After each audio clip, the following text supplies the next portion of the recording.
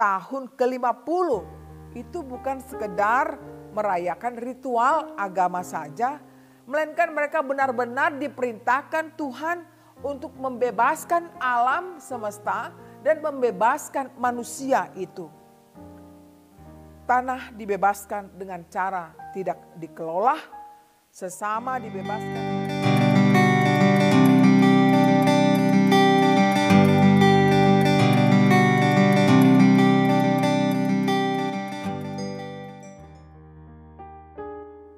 Damai sejahtera Allah yang melampaui segala akal, itulah yang memelihara hati dan pikiranmu di dalam Kristus Yesus Tuhan kita. Amin. Shalom Ibu Bapak, Saudara-saudariku yang dikasihi Tuhan Yesus Kristus. Apa kabarnya? Saya berharap kita dalam keadaan sehat-sehat dan baik-baik saja, serta kita siap untuk mendengarkan firman Tuhan pada hari Minggu ini, minggu kedua setelah Trinitatis tanggal 21 Juni 2020, tertulis dari Imamat 25 ayat 1 sampai 13. Marilah kita dengarkan. Tahun Sabat dan tahun Yobel. Tuhan berfirman kepada Musa di Gunung Sinai, "Berbicaralah kepada orang Israel dan katakan kepada mereka, apabila kamu telah masuk ke negeri yang akan kuberikan kepadamu, maka tanah itu harus mendapat perhentian sebagai sabat bagi Tuhan. 6 tahun lamanya engkau harus menaburi ladangmu, dan 6 tahun lamanya engkau harus merantingi kebun anggurmu dan mengumpulkan hasil tanah itu. Tetapi pada tahun yang ke-7 haruslah ada bagi tanah itu suatu sabat, masa perhentian penuh, suatu sabat bagi Tuhan. Ladangmu janganlah kau taburi, dan kebun anggurmu janganlah kau rantingi. Dan apa yang tumbuh sendiri dari penuaianmu itu janganlah kau tuai, dan buah anggur dari pokok anggurmu yang tidak dirantingi janganlah kau petik. Tahun itu harus menjadi tahun perhentian penuh bagi tanah itu. Hasil tanah selama sabat itu haruslah menjadi makanan bagimu, yakni bagimu sendiri, bagi budakmu laki-laki, bagi budakmu perempuan, bagi orang upahan dan bagi orang asing di antaramu yang semuanya tinggal padamu. Juga bagi ternakmu dan bagi binatang liar yang ada di tanahmu. Segala hasil tanah itu menjadi makanannya. Selanjutnya engkau harus menghitung 7 tahun sabat, yakni 7 kali 7 tahun. Sehingga masa 7 tahun sabat itu sama dengan 49 tahun. Lalu engkau harus memperdengarkan bunyi sangkakala di mana-mana dalam bulan yang ke-7 pada tanggal 10 bulan itu. Pada hari raya pendamaian kamu harus memperdengarkan bunyi sangkakala itu di mana-mana di seluruh negerimu. Kamu harus menguduskan tahun yang ke-50 dan memaklumkan kebebasan di negeri itu bagi segenap penduduknya. Itu harus menjadi tahun Yobel bagimu, dan kamu harus masing-masing pulang ke tanah miliknya dan kepada kaumnya. Tahun yang ke-50 itu harus menjadi tahun Yobel bagimu. Jangan kamu menabur, dan apa yang tumbuh sendiri dalam tahun itu jangan kamu tuai. Dan pokok anggur yang tidak dirantingi jangan kamu petik, karena tahun itu adalah tahun Yobel. Haruslah itu kudus bagimu. Hasil tahun itu yang hendak kamu makan harus diambil dari ladang. Dalam tahun Yobel itu kamu harus masing-masing pulang ke tanah miliknya. Demikian bunyinya. Ibu bapak, saudara-saudariku yang dikasihi Tuhan Yesus Kristus. Setiap orang terpanggil untuk memelihara ciptaan Tuhan. Tanpa pemeliharaan yang baik, maka manusia akan terancam dari kehidupan. Sebagaimana kerusakan tanah akibat pencemaran tanah karena zat kimia beracun merupakan satu hal yang paling diwaspadai makhluk hidup. Ketika manusia tidak memperdulikan keberadaan tanah tersebut, maka cepat atau lambat dapat dipastikan bahwa lingkungan tersebut tidaklah sehat, serta-merta mengganggu untuk mengolah tanah. Demikian juga bila terjadi pengerusakan hutan, dapatlah mengurangi daya serap tanah dan kemampuan tanah dalam menampung dan menahan air, sehingga sangat mudah tererosi dan akibat ancamannya adalah banjir. Bukankah itu adalah satu ulah manusia yang menunjukkan pada ketamakan, yakni mencari untung sebesar-besarnya dengan mengorbankan alam itu sendiri. Ibu bapak saudara-saudariku, dari penjelasan di atas tentunya Allah tidak menghendaki demikian. Sejak dulu Allah memperingati manusia dengan aturan-aturan yang membangun kehidupan yang seimbang.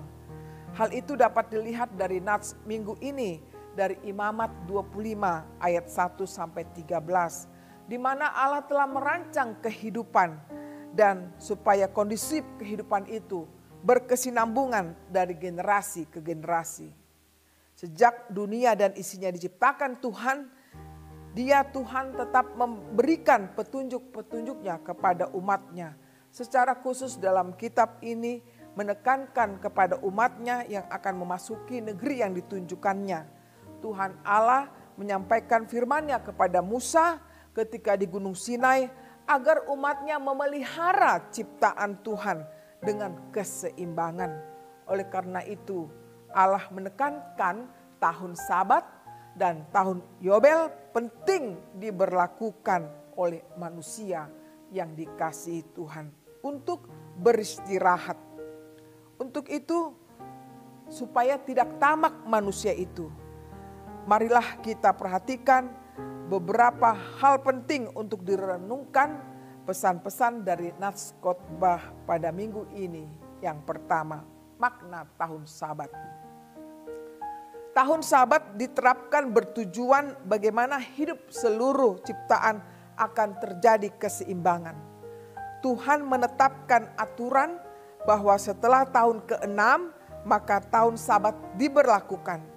Namun Tuhan mencukupkan kebutuhan hidup manusia selama tahun Sabat itu. Karena selama 6 tahun Tuhan telah memberikan kesempatan mereka untuk mengerjakan tanah yang sudah dijanjikan Tuhan.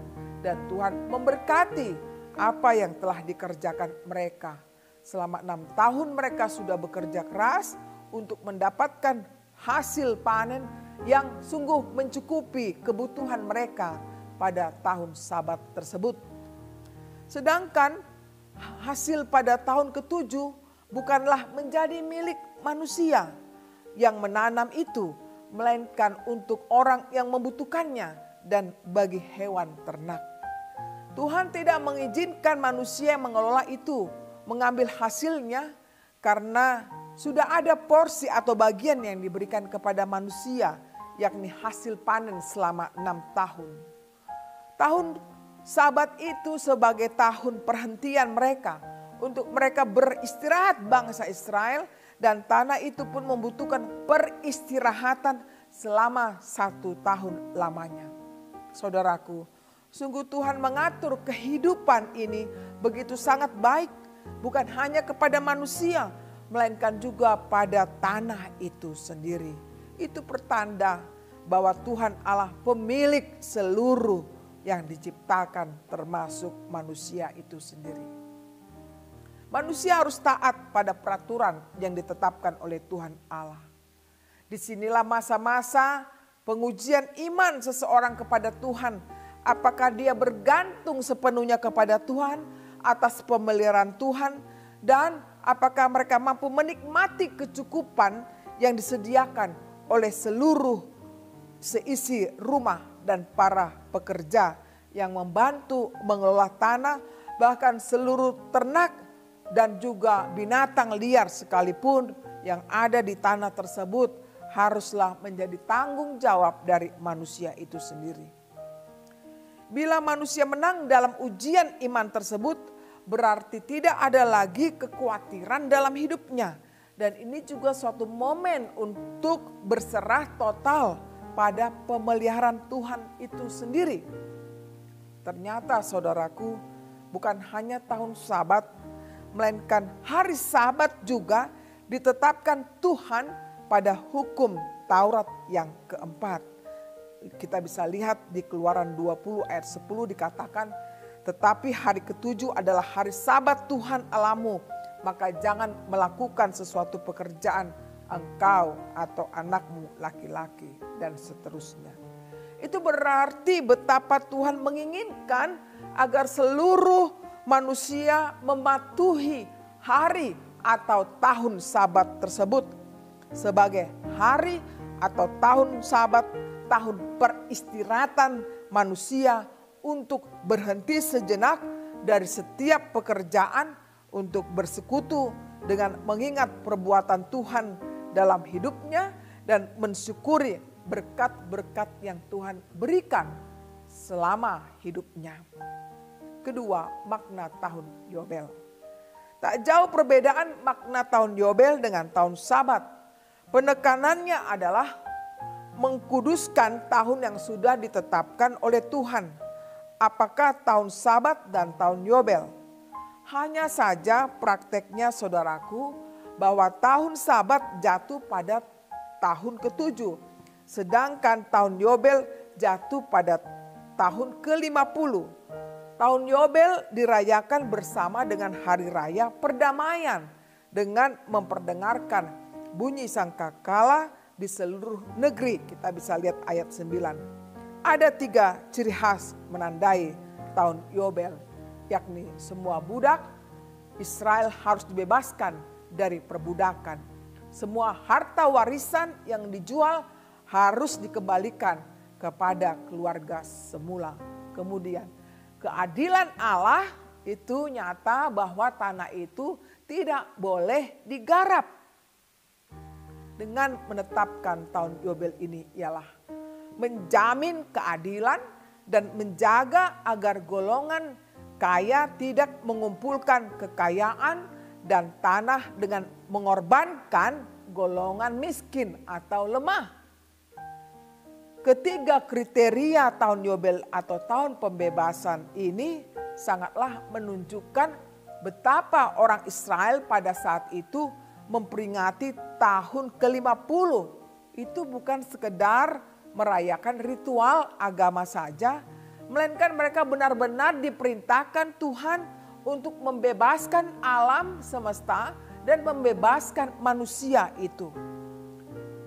Tanah dibebaskan dengan cara tidak dikelola, sesama dibebaskan dengan cara orang yang menjadi budak dimerdekakan. Yang punya hutang, hutangnya dihapuskan. Apa artinya ini saudaraku? Dengan pembebasan itu, maka sesungguhnya dibebaskan dari sifat tamak. Mengapa perlu membebaskan tanah dan sesama? Sebab Tuhan Allah sendiri telah membebaskan mereka dari perbudakan juga. Yang ketiga, makna dari tahun Sabat dan tahun Yobel pada masa kini. Apakah yang bisa kita maknai saudaraku dari tahun Sabat dan tahun Yobel untuk masa kini dalam kehidupan orang percaya? Pertama, hidup oleh panggilan Allah.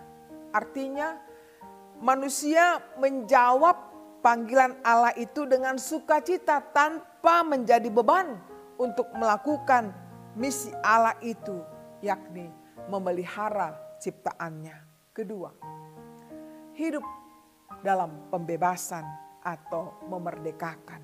Artinya manusia diciptakan Allah bukan untuk menjadi budak dalam pekerjaan tersebut, melainkan pembebasan dan kemerdekaan untuk melakukan karya-karya yang memuliakan Allah saja. Dan yang ketiga, maknanya adalah hidup keseimbangan. Artinya manusia tidak hidup dalam keserakahan atau ketamakan, namun manusia memperhatikan kebutuhan sesama dan memperhatikan ciptaan lainnya. Saudaraku, ketiga makna ini dapat direfleksikan sebagaimana Tuhan mempunyai rancangan hidup bagi umat yang diciptakannya, bagi umat yang dikasihinya. Dia bukan menjadikan manusia sebagai robot, tetapi menjadikan manusia bukan begitu saja, namun dia merancang manusia sesuai dengan kehendaknya. Oleh karena itu sejak manusia itu diciptakan Allah dan diberi mandat untuk memelihara dan menguasai dunia dan segala isinya, bukankah itu pertanda bahwa Allah pemilik dari semuanya? Manusia dituntun Allah untuk menjawab atas panggilan Allah, yakni ketaatan terhadap perintah Allah, yakni memelihara segala ciptaannya. Saudaraku semuanya, sebagaimana topik minggu ini mengatakan kepada kita semua, yakni panggilan memelihara ciptaan. Panggilan memelihara ciptaan Tuhan adalah sangat mulia, bukan? Untuk dilakukan karena Allah menghendaki agar keadilan, perdamaian, keutuhan ciptaan terjadi di tengah-tengah kehidupan yang diciptakannya. Itulah yang sedang didengungkan oleh organisasi gereja di tingkat dunia. Dengan kita bersedia melakukan panggilan Allah itu sebagai orang percaya, maka kita sudah melakukan karya keselamatan yang dibawa oleh Yesus Kristus. Menurut Lukas, bahwa Yesus Kristus sudah membawa tahun Yobel di tengah-tengah kehidupan umat pada saat itu. Sebagaimana seperti Yesus membawa kabar baik tentang kerajaan Allah dan keselamatan universal tanpa dibatasi dari golongan kaya atau miskin sekalipun. Kemudian Yesus menjadi sahabat bagi orang miskin dan yang butuh pertolongan dalam masyarakat pada saat itu. Yesus merawat secara jasmani orang-orang sakit dan karya kuasa penyembuhannya itu nyata. Kita bisa lihat dalam kitab Lukas 4 ayat 18 sampai 19, Lukas 5 ayat 13. Yesus pernah melakukan penyembuhan pada hari Sabat yang sudah melanggar aturan agama Yahudi. Namun Yesus memberikan penjelasan tentang hari Sabat dalam teks Lukas 6 ayat 9. Manakah yang diperbolehkan pada hari Sabat? Berbuat baik atau berbuat jahat? Menyelamatkan nyawa orang atau membinasakannya? Jadi saudaraku, pengertian Sabat bukan pengertian secara harafiah, yakni beristirahat saja, berhenti saja begitu. Atau hanya cukup beribadah begitu saja. Tetapi justru esensinya adalah bagaimana sikap hidup orang yang percaya. Yaitu sikap yang benar ditunjukkan dalam kehidupan sehari-hari di hadapan Allah. Sikap hidup yang benar ini terlihat dalam perilaku sehari-hari yang berpihak pada keselamatan hidup seluruh ciptaannya. Itulah yang sesungguhnya. Keselamatan yang seutuhnya hendaklah diperhatikan oleh segenap manusia dimanapun dia berada dan apa-apa saja pekerjaan sehari-harinya. Saudaraku, bila kita hubungkan dengan keadaan sekarang, dalam sikap hidup manusia sangat jauh dari panggilan Allah terhadap manusia untuk memelihara ciptaan. Manusia sekarang condong dikuasai oleh rasa tamak, sebagaimana khotbah minggu yang lalu. Tuhan mengendaki kita bukan untuk ketamakan, tetapi Tuhan mengendaki kita untuk menghayati kasih-Nya, pemeliharaannya, dan pembebasannya, sehingga makna dari tahun Sabat dan tahun Yobel tetap dihidupi hingga sekarang. apa praktek-praktek sehari-hari yang bisa kita lakukan sehubungan dengan topik minggu ini. Yakni pertama, memelihara ciptaan Tuhan. Setiap manusia terpanggil untuk memelihara ciptaan Tuhan. Termasuk kita orang yang percaya. Gereja harus melakukan pemeliharaan ciptaan Tuhan dengan serius.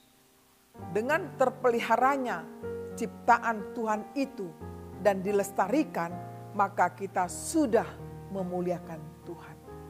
Kita sudah dapat memenuhi dan menunjang kebutuhan sehari-hari.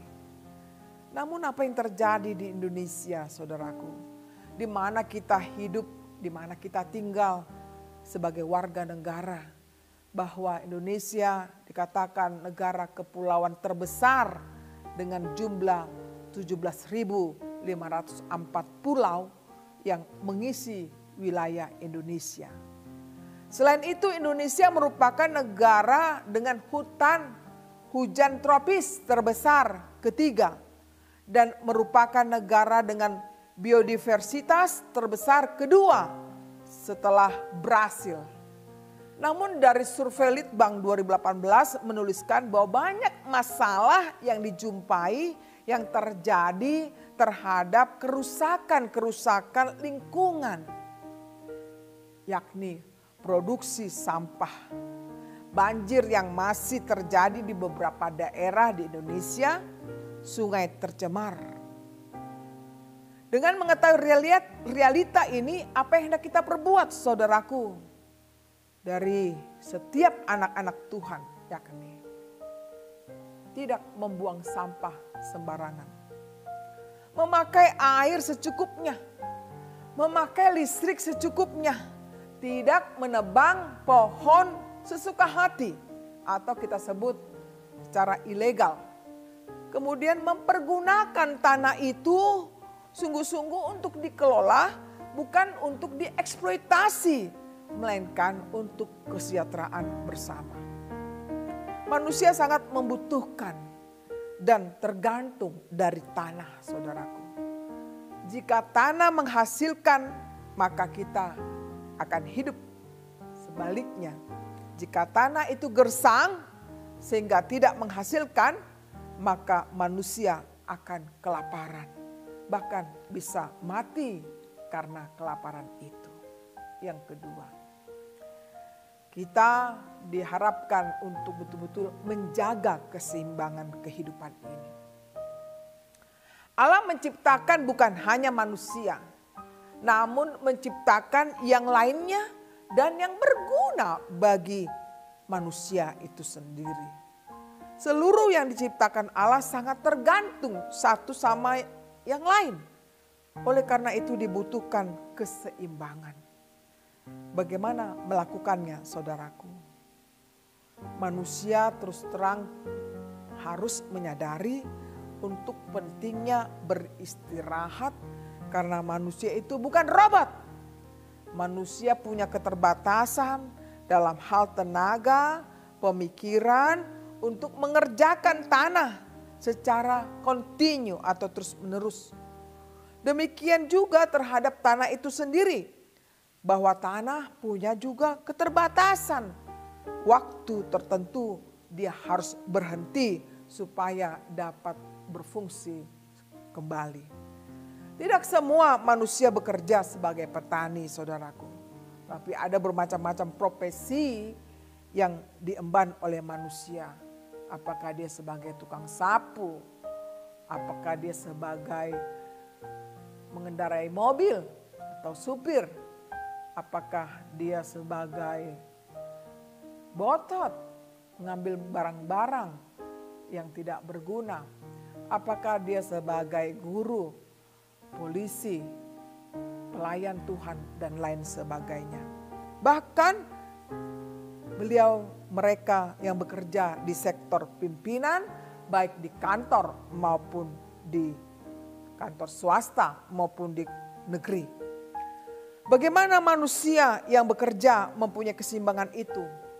Tidak melulu bekerja, Namun ada waktu tertentu dibutuhkan istirahat untuk memperoleh energi baru, energi kembali. Ibarat HP kalau lowbat, dia harus dicas supaya bisa kita lakukan lagi untuk menghubungi orang lain. Sebagaimana Pengkhotbah 3 ayat 1-2 dikatakan, untuk segala sesuatu ada masanya. Untuk apapun di bawah langit ada waktunya. Ada waktu menanam, ada waktu untuk mencabut yang ditanam. Dengan keseimbangan hidup yang diperhatikan manusia, maka kelanjutan bekerja akan lebih baik lagi. Saudaraku, apa yang dilakukan orang percaya saat ini? Dia harus beristirahat. Maksudnya adalah di mana dia merefleksikan kebesaran Tuhan yang telah memelihara hidupnya. Mengambil waktu untuk rileks, santai sejenak pada saat tertentu. Lalu melakukan ucapan syukur kepada Tuhan dan memuliakan Tuhan dengan segenap hati. Waktu 24 jam sehari diberikan Tuhan selama 6 hari untuk bekerja atau beraktivitas penuh. Namun pada hari Minggu dipergunakan sepenuhnya untuk bersekutu dengan Tuhan lewat ibadah Minggu. Jadi janganlah kita mempunyai alasan bahwa saya mencari nafkah pada hari Minggu. Tapi sebaiknya semua waktu-waktu itu diatur agar kita bisa punya momen untuk beribadah bersama dengan jemaat di mana kita berada. Kemudian yang ketiga, hak pembebasan. Setiap manusia dikaruniakan Tuhan untuk hidup dalam kemerdekaan. Sebagaimana dalam Yohanes 10 ayat 10b mengatakan, Aku datang supaya mereka mempunyai hidup dan mempunyainya dalam segala kelimpahan. Pembebasan apa yang Yesus lakukan untuk kita memiliki hidup yang sesungguhnya, yakni pembebasan dari ikatan kuasa dosa, pembebasan dari sakit penyakit, pembebasan dari kesulitan ekonomi. Oleh karena itu, pembebasan itu diberikan Tuhan kepada kita, maka patutlah kita bersyukur kepadanya. Karena Yesus Kristus telah datang ke dunia membawa keselamatan kepada umat yang percaya.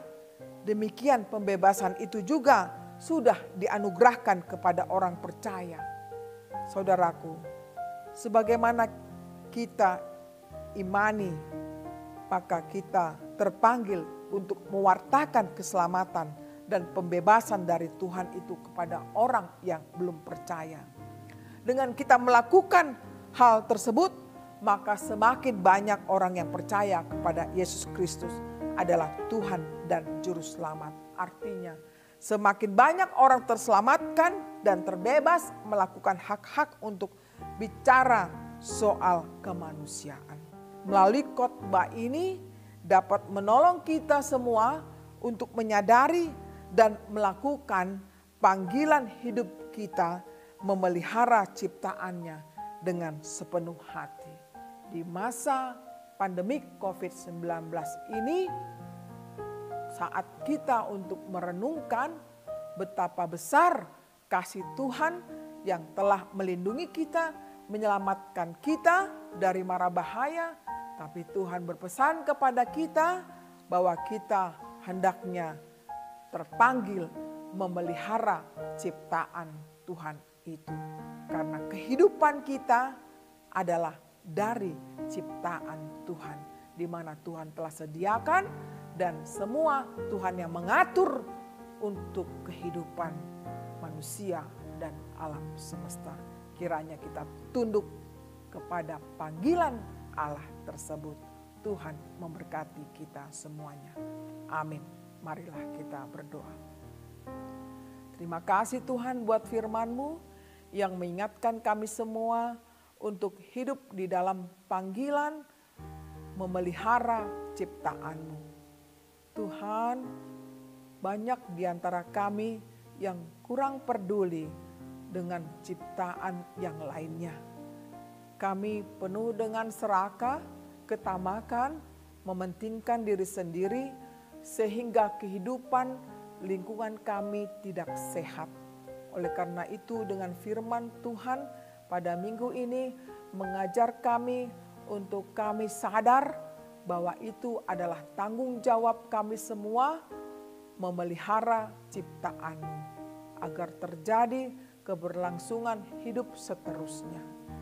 Tuhan, inilah kami semuanya, biarlah Roh-Mu yang selalu menerangi hati kami dan membimbing kami melakukan kehendak-Mu. Berkatilah hidup kami, berkatilah pelayanan kami dimanapun kami berada pada saat ini. Berkatilah jemaat-Mu ya Tuhan, mereka yang mengalami masalah-masalah hidup, apalagi yang terjangkit karena COVID-19 ini. Mereka sakit, Tuhan sembuhkan. Mereka berduka, Tuhan hiburkan. Mereka lemah imannya, Tuhan kuatkan. Kami serahkan juga para tim medis, para dokter, suster, sukarelawan yang membantu pengobatan COVID-19 tersebut agar Tuhan memberikan kekuatan, penghiburan, sukacita, menjalankan misi keselamatan manusia. Dan kami mohon Tuhan pertolongan-Mu agar kiranya COVID-19 ini berlalu segera dari hadapan kami. Pemerintahan kami juga Tuhan, kami serahkan kepadamu agar Tuhan tolong dalam setiap upaya-upaya mereka untuk membangun khususnya bangsa kami Indonesia kepada keadilan, kemakmuran, dan kesejahteraan. Kami serahkan hidup kami Tuhan, berkenanlah Engkau memberkati kami dalam Yesus Tuhan kami. Amin.